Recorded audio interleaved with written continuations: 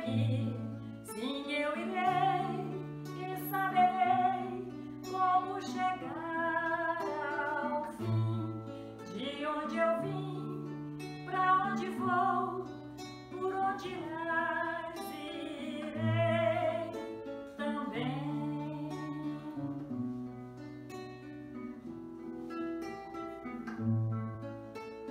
Vem e eu te direi o que ainda estás a procurar. A verdade é como o sol, invadirá teu coração. Sim, eu irei e aprenderei minha razão de ser. Eu creio em ti, que crês em mim, e a tua luz verei, a luz.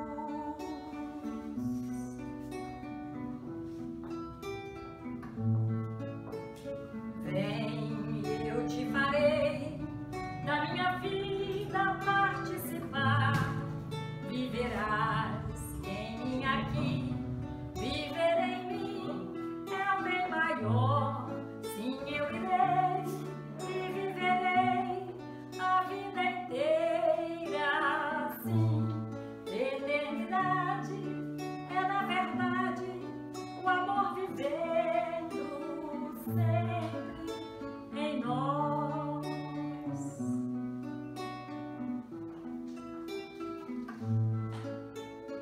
Vem que a terra espera quem possa e queira realizar com amor a construção de um mundo novo, muito melhor.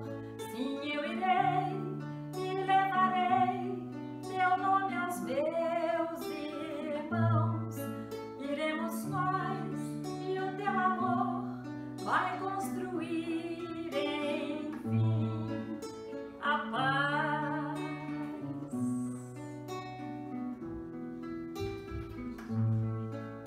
A paz.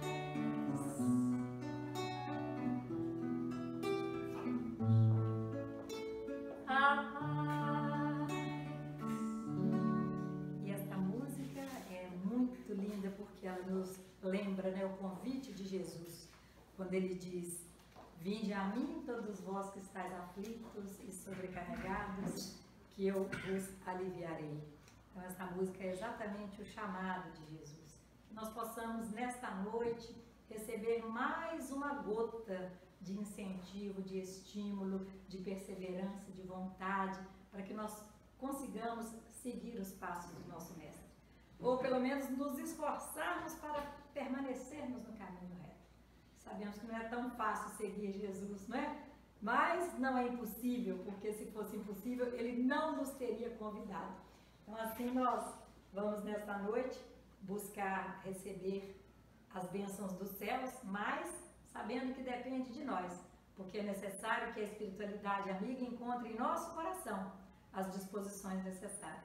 Então que a gente consiga manter o nosso pensamento no aqui e agora, estarmos aqui presentes de corpo e alma e sempre colocando nas mãos de Deus os nossos problemas. Que não tenhamos aqui nesta noite nenhuma gotinha de passado nem de futuro, né, Miguel? Para estarmos aqui de corpo e alma no aqui e agora. Meu Senhor, sábio dos sábios, Pai de toda a criação, ponha doçura em meus lábios e a fé no meu coração. Sol de amor que me conduz na vida em que me agasalho, enche os meus olhos de luz e as minhas mãos de trabalho. Dá-me forças no caminho para lutar e vencer, transformando todo espinho em flores do meu dever. Pai, não te esqueças de mim nas bênçãos da compaixão. Guarda-me em teu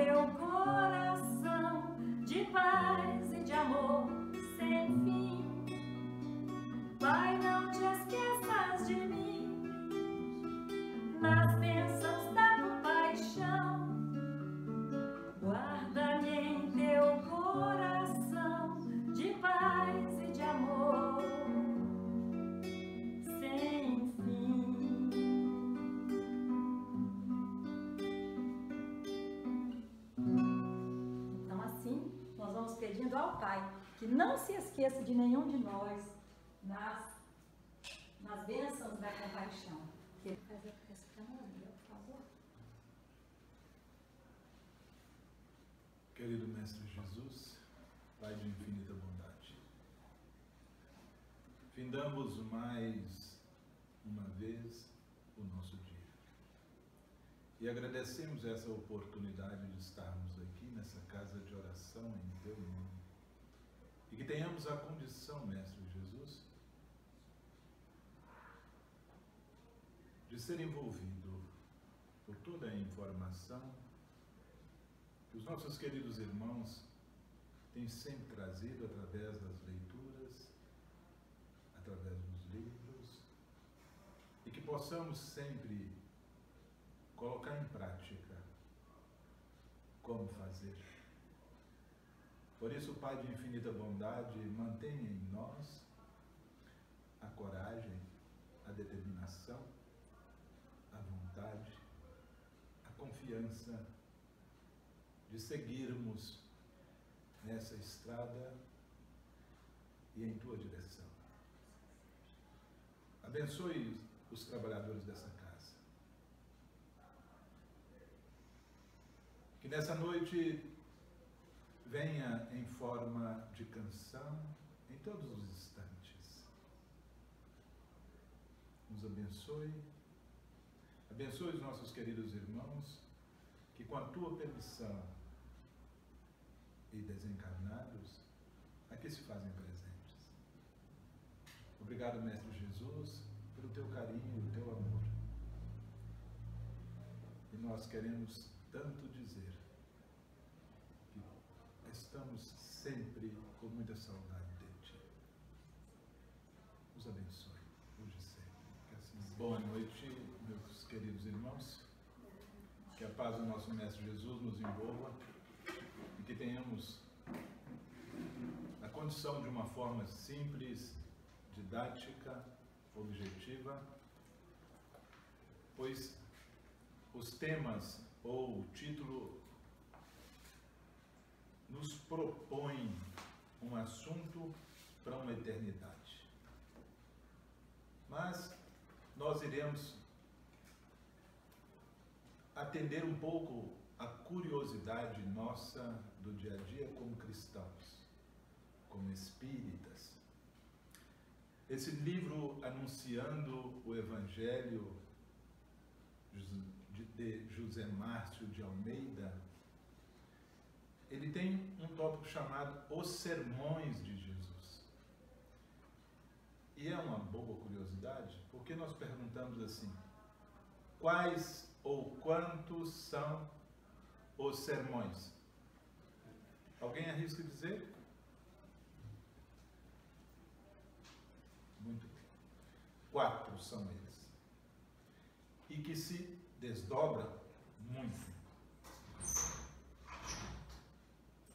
E de uma maneira muito singular. Nós não iremos adentrar no estudo de cada um. Por isso, nós começamos assim: sermão é o quê? O que é sermão? Vamos receber um sermão. O que nós lemos, né? Também. Hein? Isso. Quando nós olhamos, portanto, o discurso numa outra visão, os dicionários nos trazem essa informação. É um discurso religioso, sim. Um discurso religioso preparado para melhorar o indivíduo como um todo, moralmente. É, sim, doutrina. O discurso vai estar baseado em uma doutrina e cujo o objetivo é a melhoria moral.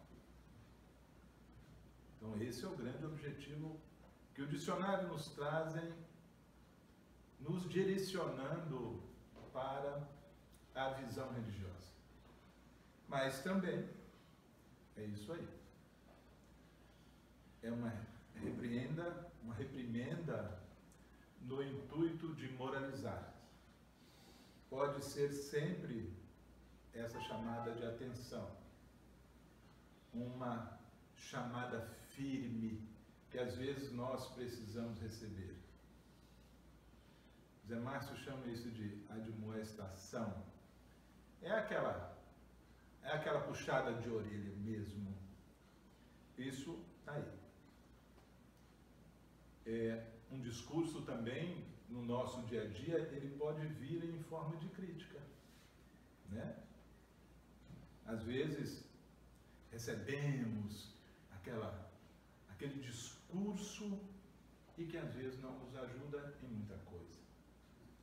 Muito pelo contrário.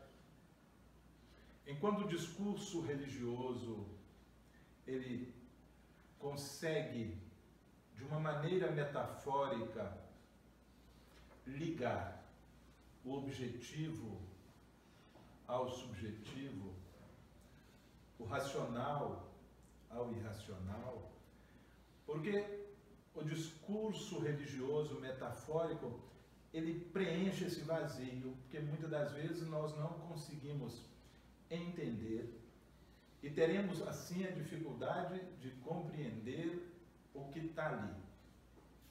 Então, essa história que às vezes é colocada, que é trazida para nós, ela preenche um monte de lacuna e a gente melhora. E a gente melhora de uma maneira sem saber como nós estamos melhorando. Porque o nosso inconsciente, ele é feito de simbologia, de histórias, muitas histórias, de vidas e muitas vidas passadas. Então o sermão, ele tem essa característica quando ele é trazido assim, de uma maneira educativa, a melhoria moral. Mas a crítica, ele pode ser altamente destrutivo. Então nós precisamos saber como vamos aplicar o sermão. Então eu convido vocês a ir um pouco, imaginar que nós estamos aproximadamente há 2000 anos atrás, 2020 anos atrás, para que a gente possa contextualizar e aos poucos também trazer isso para o nosso dia atual. Jesus então proferiu 4 sermões e ele fazia isso em lugares públicos e também em lugares privados. Nos lugares públicos nós encontramos os registros, né, onde ele vai fazendo os seus sermões. O sermão realizado no espaço privado era quando ele estava na casa de Pedro, na casa de João, na casa de Maria, enfim, onde ele estava passeando. Estava, às vezes, no cenáculo, em situações em que a gente vai chamar então de privado. E o público nas praças, nos montes, nos lagos, é assim. Então nós temos o Sermão da Montanha, todos sabem e conhecem o Sermão da Montanha, também conhecido como o Sermão das Boas Aventuranças, né? Bem-aventuranças. A gente lembra quantas são as bem-aventuranças? 8, 9, né? 9. São 9 bem-aventuranças. Nós temos o sermão profético, o sermão do cenáculo e o sermão dos 8 ais.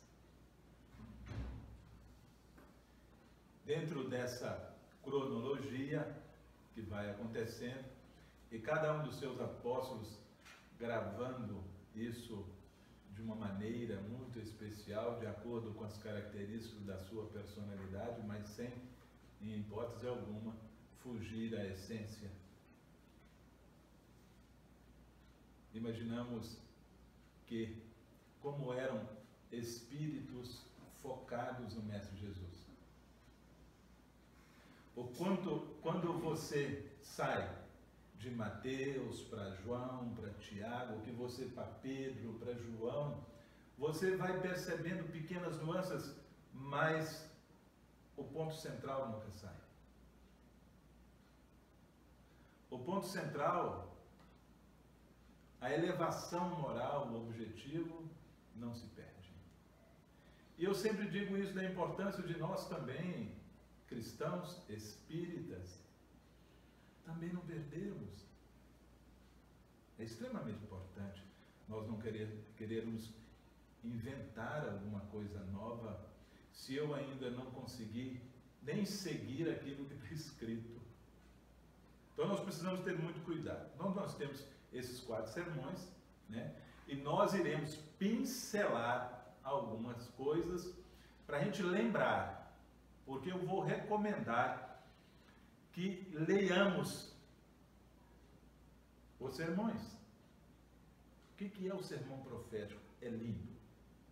Lindo, lindo, lindo o sermão profético. O sermão da montanha é o que nós mais badalamos, não é assim? É o que nós todos mais falamos. Nós esquecemos às vezes dos outros sermões, porque o sermão da montanha ele tem como objetivo registrar a marca do cristianismo. É por isso que ele é tão divulgado. Então nós iremos ao sermão da montanha, ao sermão das boas aventuranças. Sejam bem-vindos a esse momento tão especial que eu acredito que a gente estava lá ouvindo, às vezes bem distante. Mas antes de nós entrarmos no sermão da montanha, nós vamos nos preparar por conta que o Cristo vai nos falar através da música. Estávamos lá, certo? Contam que Jesus certa vez andava junto ao lago azul de Genezaré, e as multidões ele ministrava com os ensinamentos de amor e fé, com saliva e lodo curava os cegos, junto ao velho tanque de Siloé.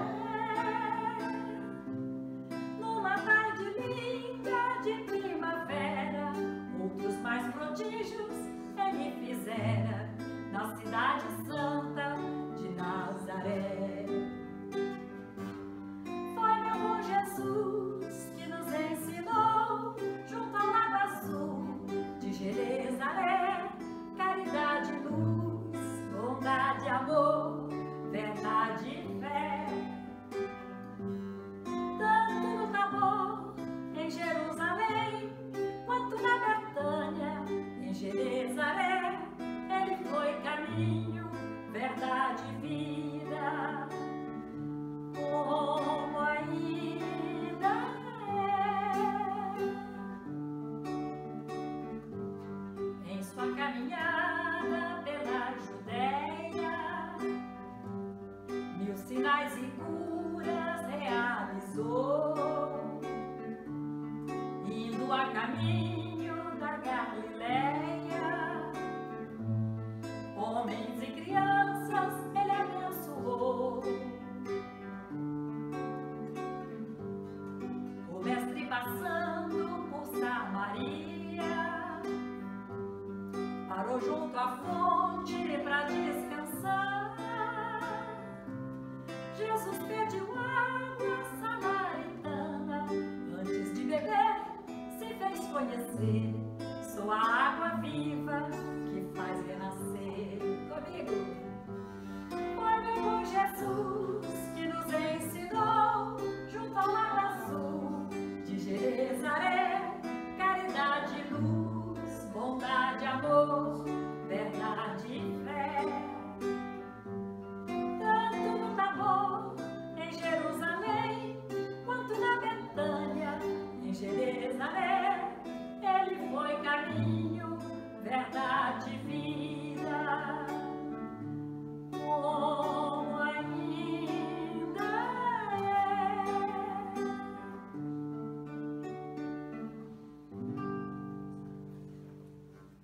como ainda é tão presente no nosso dia a dia, mas tão ignorado através das nossas invigilâncias. Muito bem, onde foi colocado ou foi proferido esse sermão? Esse local aí, para quem gosta de geografia, tá aí, Curuma Atim, sudoeste de Genezaré, portanto, a música nos traz essa localização, né? É naquela região ali, só para a gente saber. Como eu disse anteriormente, a função, né, do Sermão da Montanha, ele tem esse objetivo de traçar o caminho do cristianismo para todos aqueles que o aceitassem. Então, todos aqueles que aceitam o cristianismo, basta seguir isso aí, basta seguir este sermão.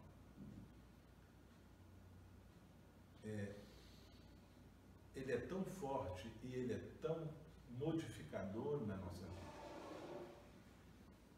Este sermão, ele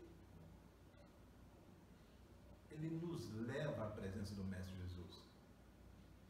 Porque são recomendações importantes para a nossa modificação moral.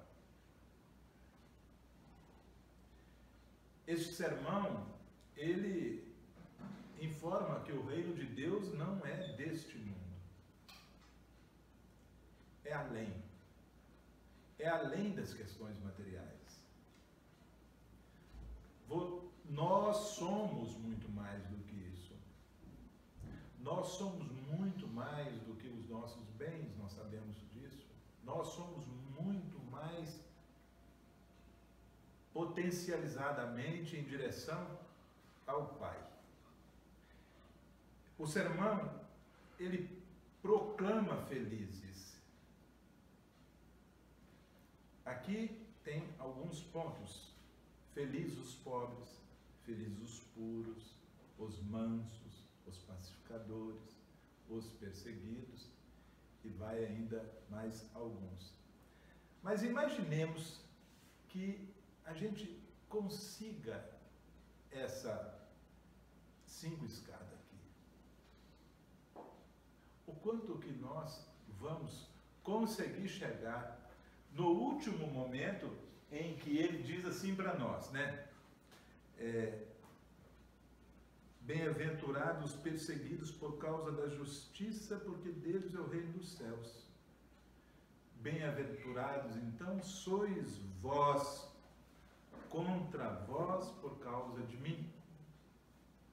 Alegrai-vos, regozijai-vos, porque é grande a vossa recompensa nos céus. Grande a vossa recompensa na consciência nossa. O quanto nós iremos melhorar, se nós conseguirmos passar por essas peneiras. Não são 3 peneiras, são essas aqui. Os pobres, ser puros, os mansos, os pacificadores. Proclama felizes estes aqui. Então, felicidade é você conseguir essa situação e também, dentro do seu objetivo, do seu compromisso, conseguir segurar as pancadas que irão vir por conta que você fez uma opção, que nós fizemos uma opção de caminhar dentro do sermão do monte, das bem-aventuranças. É essa a proposta. Você é manso, você é puro, você é pobre, você tem sido um pacificador. Como que nós lidamos com os nossos perseguidores? Nós estamos sendo felizes porque eles estão nos ensinando alguma coisa? Ou nós estamos entrando numa questão de revanchismo? nós estamos entrando num processo de vingança, de duelar, ao ponto de ficarmos tão distantes daqueles que nós amamos.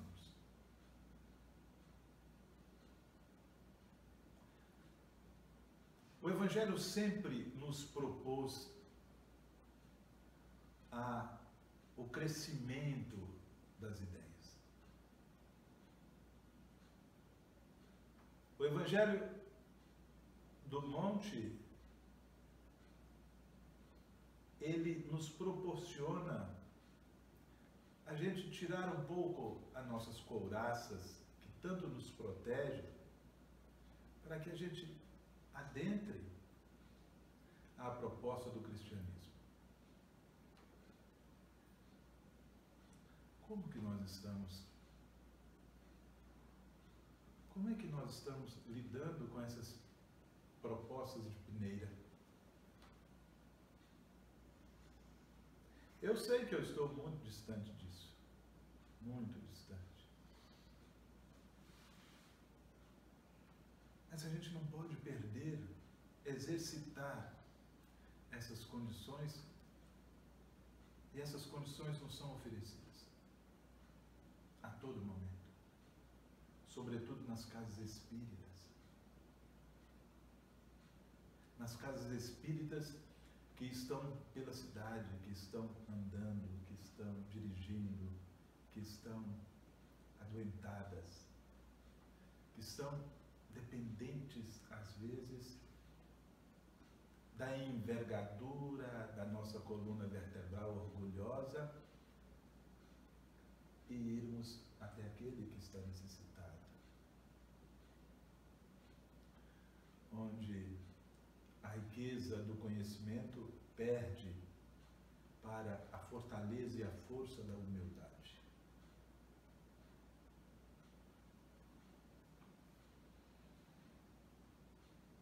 Quando eu consigo, às vezes, ouvir uma situação e deixar que a situação revele algo para mim, e se não for bom, eu consigo, às vezes, me calar.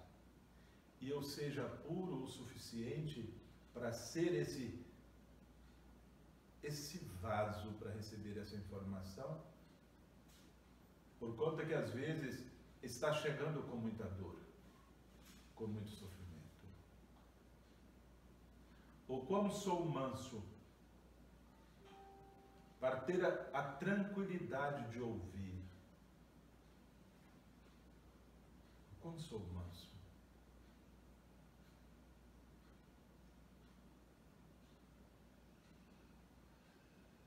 Se eu consigo, portanto, ser manso, com certeza eu vou conseguir ser um pouco mais pacificador daquela situação que está me chegando.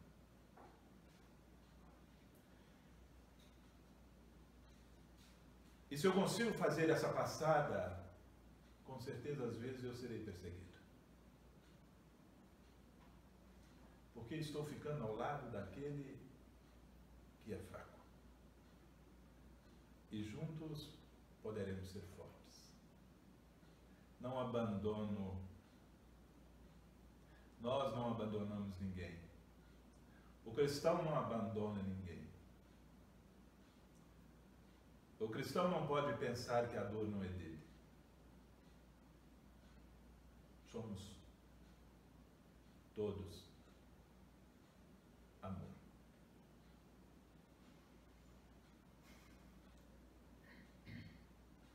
Hashtag, tem um negocinho assim? Uhum. Hashtag Jesus. Hashtag amor.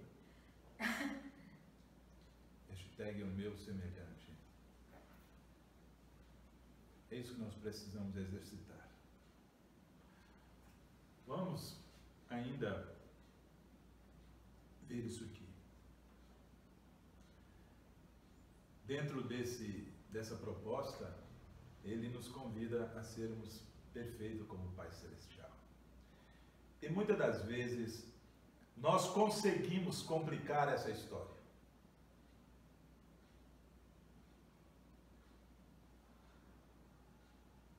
Nós começamos a ser perfeitamente imperfeitos Porque não conseguimos olhar para a singeleza escondida nessa proposta.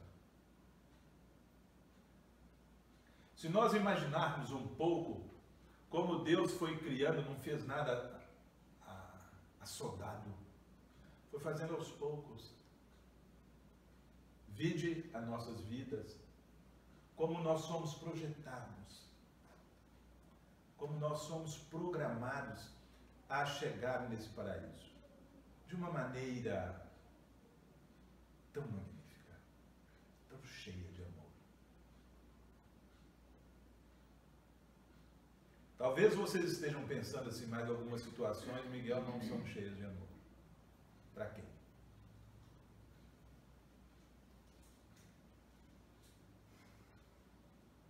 São mistérios. E dentro desses mistérios é que nós precisamos observar se o meu orgulho não vai falar mais alto. Porque senão eu saio defendendo o aborto.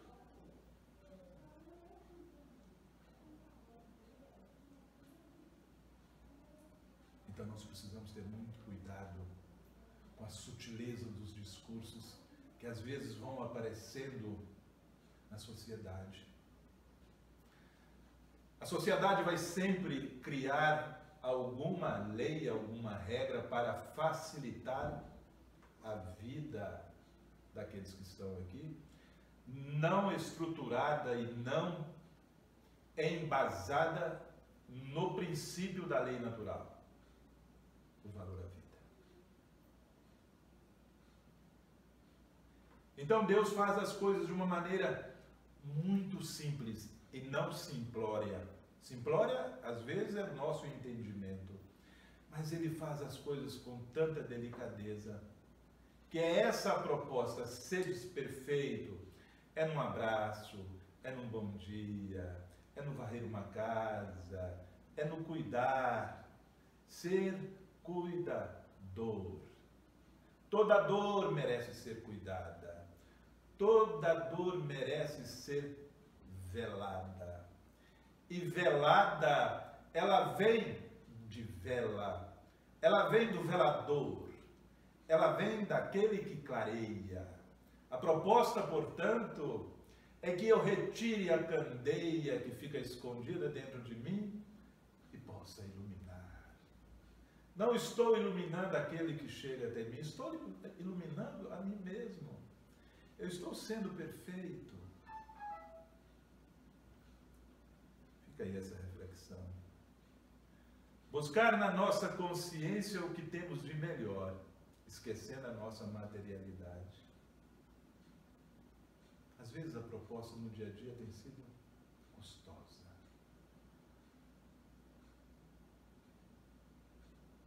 Porém, nós não podemos esquecer que esse veículo precisa também dessa dosagem espiritual. Só é um pouco mais denso, mas não foge ao amor divinal.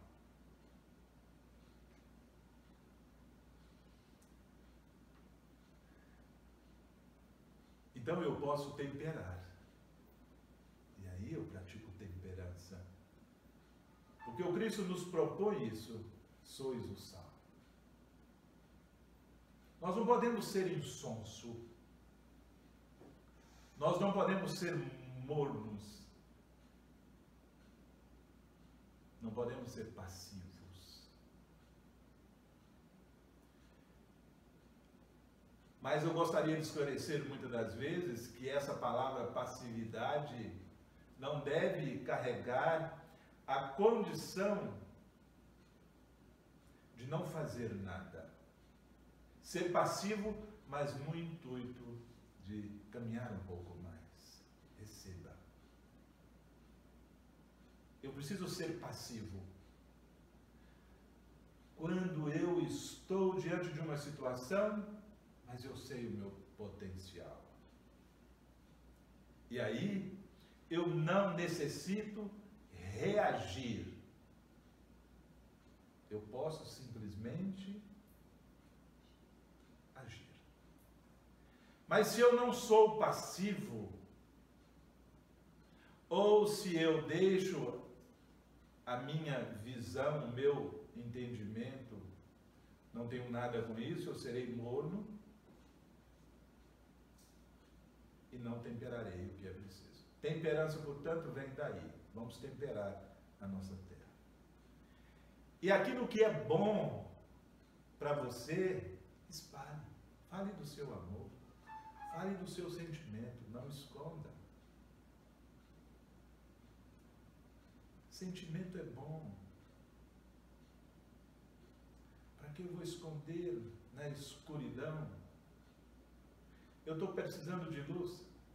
Aí eu fico com tanto medo. É bom, é gostoso, faz bem à alma, faz bem às relações. Não deixe de expressar o seu sentimento. É seu. Ele nos dá sentido e faz com que passaremos por essa experiência de uma forma melhor. Mas o Mestre Jesus irá nos falar através do sermão profético, mas antes nós vamos ouvir um pouco a sua voz através da música. Caminheiro no caminho, em busca da direção, da expulsão do paraíso, a terra da promissão, do suor do vosso rosto, angariareis o pão, do estertor de vossos partos, o maná da evolução. Viver é crescer e crescer é sofrido, caridade, oração, alívio do coração.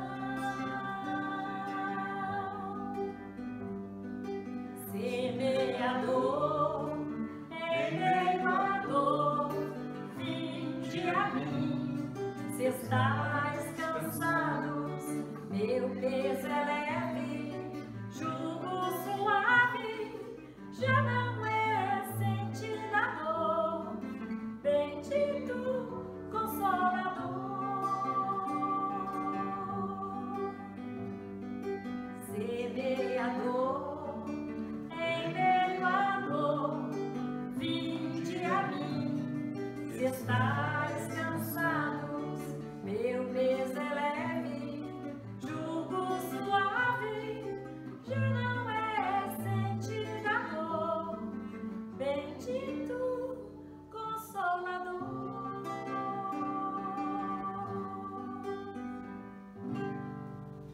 Muito bem. No sermão profético, como já está dizendo, Jesus, da sua alta majestade espiritual, começa a tecer situações que irão ocorrer em toda a nossa jornada evolutiva. No sermão profético, Jesus está falando do Covid. Se nós observarmos e lermos a extensão do que irá acontecer conosco. É interessante como ele vai traçando, mapeando cada situação, as dificuldades que iremos passar. No sermão profético, ele está lá no Monte das Oliveiras. Quando é abordado pelo apóstolo, e ele começa então a falar sobre o sermão profético, e aqui Jesus trabalha com a incompreensão do homem. ele vai abrindo os olhos. E eu vou só passar um pouquinho desse trecho dele, para que a gente, não vou ler todo, né? Mas ele fala das grandes tribulações. Ao sentar-se então no Monte das Oliveiras, aproximando dele o discípulo em particular, e diz assim: diz-nos quando serão essas coisas e qual o sinal da tua vinda e da tua consumação e da consumação da era. E ele então começa a levantar várias situações. Levantará nação contra nação, reino contra reino, irmãos contra irmãos, família contra família, né? Falsos profetas levantando e enganando a muitos, e por se multiplicar a iniquidade, o amor de muitos se esfriará. Está parecendo que a gente não está vivendo nada disso, né? Virá o fim através, né? Portanto, ele diz assim: quando virdes a abominação devastadora que foi falada através do profeta Daniel, estabelecida no lugar santo, quem estiver lendo, compreenda. Então, os que estiverem na Judéia, fujam para os montes. O que estiver sobre o terraço, não desça para pegar as coisas de dentro da sua casa. Quem estiver no campo, não volte atrás para pegar sua veste. Ai das grávidas e das que amamentarem naqueles dias, orai para que a vossa fuga não aconteça no inverno, nem no sábado. O Cristo vai tecendo, e ele é longo. Então ele vai fazendo esses alertas, para que a gente possa ter direção. Ele vai nos chamando. Não ficará pedra sobre pedra que não seja derrubada. Pedra sobre pedra, muitas das vezes são construídas em cima de mentira, e verdade vem para ser libertador, mudar. Porque aquele que já tem o entendimento e a compreensão, vai ter de esclarecer aquele que está vivendo na mentira. Vai ter que modificar instituições. Ele está falando aqui das instituições falidas, de ontem, de hoje. As situações parece que se repetem. Se nós pegarmos 2000 anos ou antes de Cristo e trazermos para aqui, nós não vamos fazer muita diferença o que é que está acontecendo, né? Sinédrio, perseguições, pessoas não podiam sair na rua e se fosse cristão eram presos. Se nós pegarmos aquele filme, fizer um corte e vamos trazer para aqui, nós vamos falar assim: nós estamos há 2000 anos atrás. É a mesma situação. Pessoas sendo perseguidas porque estão sentadas em uma praça. Pessoas estão sendo perseguidas porque estão expressando forma diferente. É a mesma. Ele já está dizendo isso aqui há 2000 anos atrás. Ele já estava profetizando, por isso o sermão profético. Ele já estava clareando. E isso de tempos em tempos nós vamos poder encaixar, por conta que nós, se não modificarmos moralmente, nós vamos ficar repetindo. Toda vez que nós olharmos isso aqui, nós vamos... E o Evangelho não é o Evangelho para a Terra, é o Evangelho para o universo. É o Evangelho de Deus. Então cabe em todos os lugares. A gente às vezes pensa assim, o Evangelho do Cristo, não, é o Evangelho de Deus. Ele teve essa missão crística de nos trazer com muita clareza. Então, fala dos falsos profetas, coisas que não acontecem. Nós não temos isso aqui, sobretudo no Brasil. E ainda dentro desse sermão profético, ele vem trazendo a parábola da figueira seca, todos lembram, não lembram? Todo mundo sabe. Parábola das 10 virgens, todo mundo lembra também, né? e a parábola dos talentos. Então, a gente precisa voltar, revisitar essa situação, deixar que a nossa mente seja tocada por aquele momento que o Cristo está contando tudo isso. Eu acredito que é tão maravilhoso.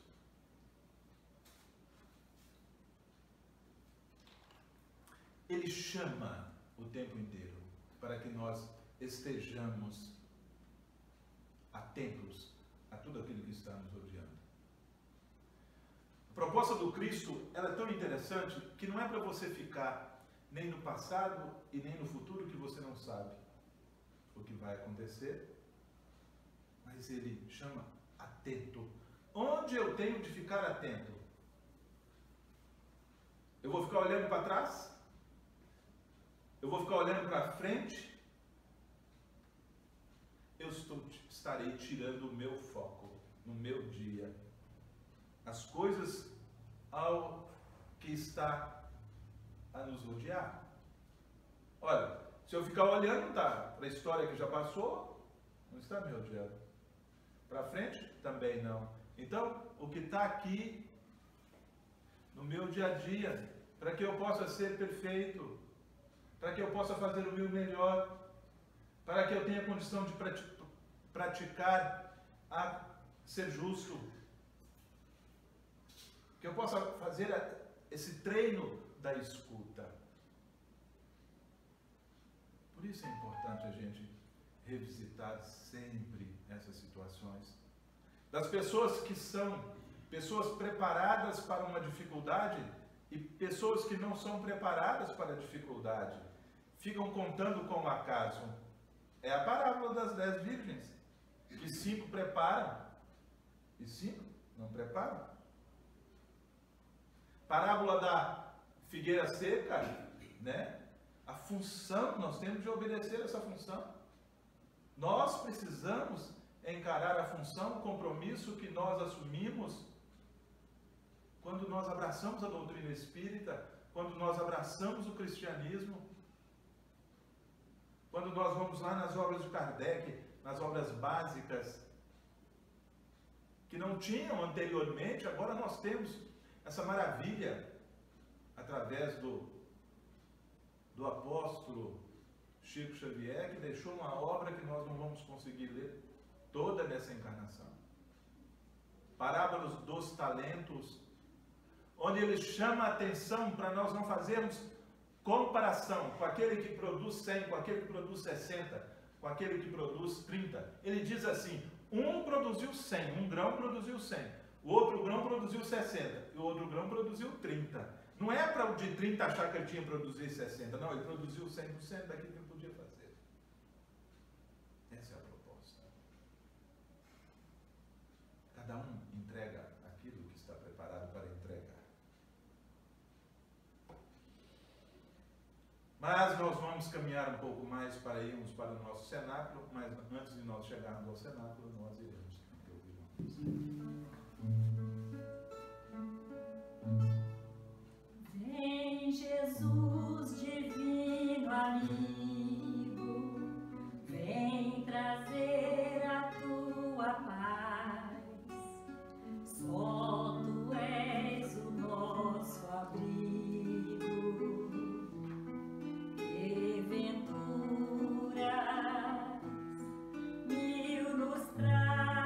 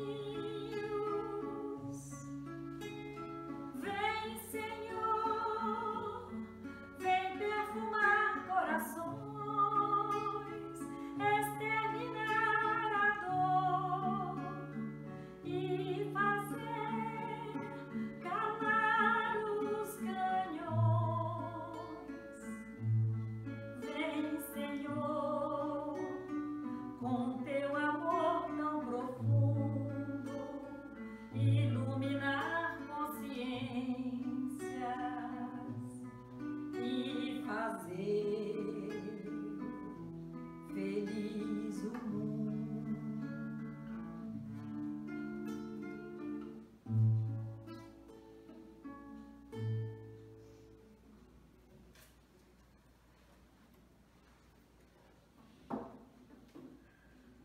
Clarear consciência.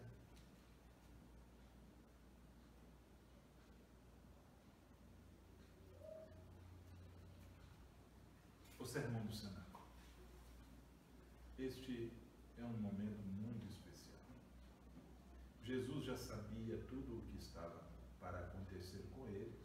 Ele já sabia que Judas o trairia, que espíritos inferiores já haviam tocado o coração de Judas, convencido a ele, né? E ele, portanto, já nesse instante, onde ele se propõe a lavar os pés dos apóstolos. Pedro, nesse instante, volta, entre aspas, ele questiona por que o Cristo iria fazer quando ele é que deveria, na verdade, ter os pés lavados por eles. E o Cristo o responde de uma maneira exemplar, maravilhosa, através do exemplo. Diz assim, nesse exato momento,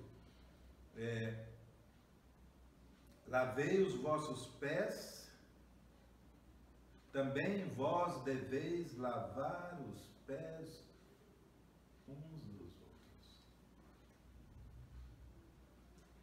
Se ele fez isso, por que nós não fazemos?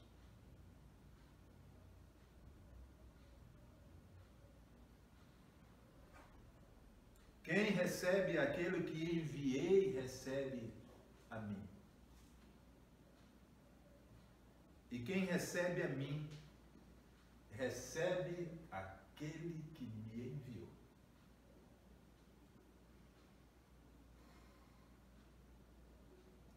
Não precisa dizer muito.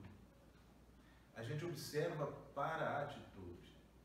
Lógico, respeitadas as devidas proporções evolutivas, moral e espiritual, mas nós temos tanta oportunidade de fazer. Então ele nos chama, né? É nessa última ceia que ele reparte o pão. Qual o pão que ele está repartindo? O pão é o símbolo da doutrina. O pão que ele reparte é o exemplo. Vou mostrar para vocês como se faz. Este é o pão. Este é o pão que vai burilar internamente. Nós precisamos praticar esse autoburilamento. Esse é o pão da vida. Esse é o pão que nos salva. Esse é o pão do exemplo, da boa atitude. Esse é o pão que vai proporcionar a mudança redentora que tanto necessitamos. Ainda dentro dessa proposta, o Cristo ainda nos chama para algumas outras reflexões importantes, da transformação, portanto. Lavar os pés é o símbolo da humildade. Lavar os pés é o símbolo daquele caminhante, que é aquele que está vindo até nós de uma maneira cansada, extenuada, em situação muitas das vezes muito pior do que a nossa. E ele diz assim, então, não se turbe o vosso coração, credes em Deus, crede também em mim. Na casa do meu Pai há muitas moradas. O Cristo, mais uma vez, está dizendo para nós, faça, que vocês não ficarão desamparados. Faça, que vocês serão também acolhidos. Confie em mim. Confie no Pai. Confie no seu coração. Confiar. É um ato em que nós podemos tecer juntos. É de companheiro. Aquele que caminha ao lado. Aquele que está conosco. Fiar é exatamente o movimento de tecer. Enquanto eu faço um movimento, Deus faz vários movimentos na nossa vida. Confiar é uma relação muito maior. É uma relação em que eu posso me jogar. Eu vou. Confiar é essa relação. Confiar é relacionar. Confiar é estar ao lado.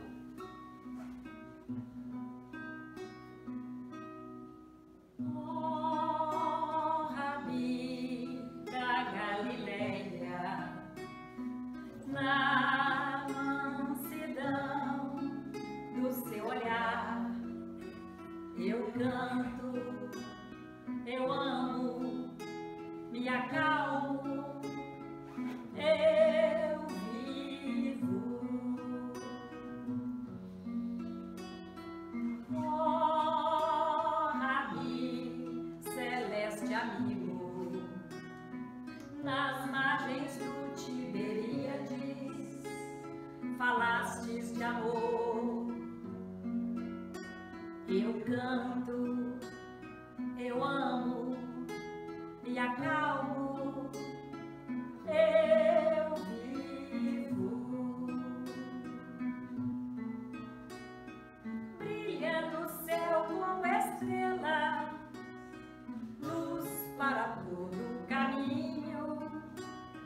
Brilha na terra e no seu coração, brilha você em mim, em forma de canção. Oh, Rabi da Galileia, na mansidão do seu olhar, eu canto,